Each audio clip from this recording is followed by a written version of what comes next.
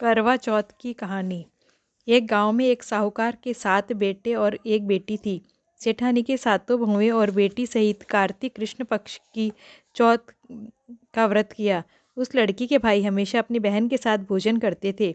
एक दिन भी भाइयों ने बहन को भोजन के लिए नहीं बोला। तब बहन बोली, भैया आज मेरा करवा चौथ का व्रत है, इसलिए चांद उगेगा तभी खाऊंगी। भाइयों ने सोचा कि बहन भूखी रहेगी, इसलिए एक भाई ने दिया लिया और एक भाई ने चालनी लेकर पहाड़ी पर चढ़ गए। दिया जलाकर चालनी से ढक कर कहा कि बहन ने भाभीियों से आकर कहा कि भाभी चांद देख लो। तब भाभी बोली कि बाई जी ये तो चांद हमारे लिए नहीं उगा है, तुम ही देख लो और हमारा चांद तो रात को दिखेगा। बहन अकेली ही खाना खाने बैठी। पहले कोर में ही बाल आया, दूसरे कोर में खाने लगी तो उसे ससुराल से बुलावा आ गया कि जवाई राजा की तबीयत ठीक नहीं है, सो बहू को जल्दी भेजो। माँ ने जैसे ही कपड़े निकालने के लिए बक्सा खोला, 3 बार कि कभी सफ़ेद आया, कभी काला आया, कभी नीला कपड़ा हाथ में आया। माँ ने एक सोने का सिक्का पल्ले में बांध दिया और कहा कि रास्ते में सबके पैर छूती हुई जाना, जो तुझे अमर सुहाग का आशीष देवे उसको यह सोने का सिक्का दे देना और अपनी चुन्नी में गांठ बांध लेना। रास्ते में सब औरतें भाई का सुख देखने का आशीर्वाद देती गई, किसी ने भी सुहाग की आशीष नहीं दी। ससुराल के दरवाजे पर पहुंचने पर पलने में सोती हुई जेठूती झूल रही थी। उसके पैर छूने लगी तो वह बोली कि सीली हो, सबूती हो, 7 पूत की माँ हो। यह वाक्य सुनते ही उसने जल्दी से सोने का सिक्का निकालकर उसे दे दिया और पल्ले में गांठ बांध ली। अंदर गई तो पति मरा पड़ा था। बहू ने अपने पति को जलाने नहीं दिया और बोली कि मेरे लिए एक अलग से झोंपड़ी बनवा दो, और वहीं अपने मरे हुए पति को लेकर रहने लगी। रोज सासू बची कुची ठंडी बासी रोटी दासी के साथ भेज देती और कहती, जा मुर्दा सेवनी को रोटी दे आ। थोड़े दिन बाद माँ की तिलचौथ आई और बोली, करवा पिला तू करवा पिला, भाइयों की प्यारी करवा ले, दिन में चांद उगानी करवा ले। अब वो बोली कि हे चौथ माता, मेरा उजड़ा हुआ सुहाग तो आपको ही बनाना पड़ेगा, मेरे पति को जिंदा ही करना पड़ेगा। मुझे मेरी गलती का पश्चाताप है, मैं आपसे माफ़ी मांगती हूँ। तब चौथ माता बोली कि मेरे से बड़ी बैसाख की चौथ आएगी, तू उसी से सुहाग मांग लेना। इस तरह बैसाख की चौथ आए और उसने कहा कि भादवे की चौथ मुझसे बड़ी आएगी, तू उसी के पैर पकड़ लेना।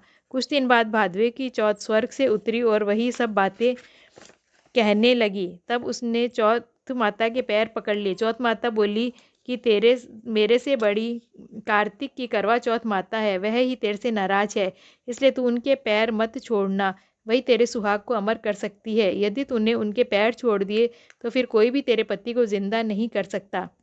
कार्तिक का महीना आया, स्वर्ग से चौथ माता उतरी। चौथ माता आई और गुस्से से बोली, भाइयों की बहन करवा ले, दिन में चांद उगानी करवा ले, घनी बुखानी करवा ले, व्रत भांडनी करवा ले।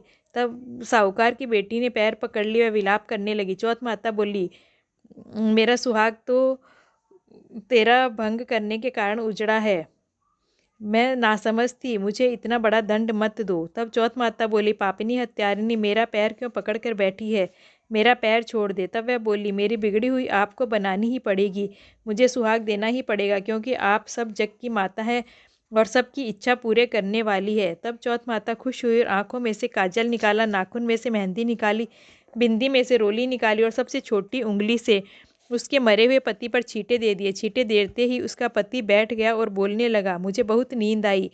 जब वह बोली, मुझे तो 12 महीने हो गए, मुझे तो चौथ माता ने ही सुहाग दिया है। तब पति बोला कि चौथ माता का विधि विधान से उजमन करो।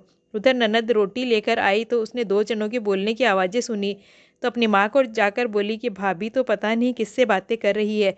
तब सासू ने जाकर देखा कि बहू व बेटा दोनों जीम रहे हैं, वह चौपड़ पासा खेल रहे हैं। देखकर वह बहुत खुश हुई और पूछने लगी, ये सब कैसे हुआ। बहू बोली, यह सब मुझे मेरी चौथ माता ने दिया है। और उसने सासू जी के पैर छूने लगी और सास ने अमर सुहाग की आशीष दी, लेकिन बोली कि पूरे नगर वासियों को यह बात कैसे सच लगेगी।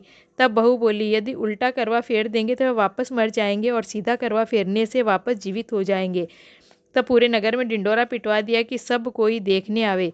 सीधा करवा फेरते ही उसका पति जिंदा हो गया। दूर खड़े हुए पति पत्नी का गठबंधन जुड़ गया और सब चौथ माता का चमत्कार मानने लगे। चौथ माता का व्रत पुरुष की स्त्री, बेटे की माँ सभी को करना चाहिए। 13 चौथ करनी चाहिए।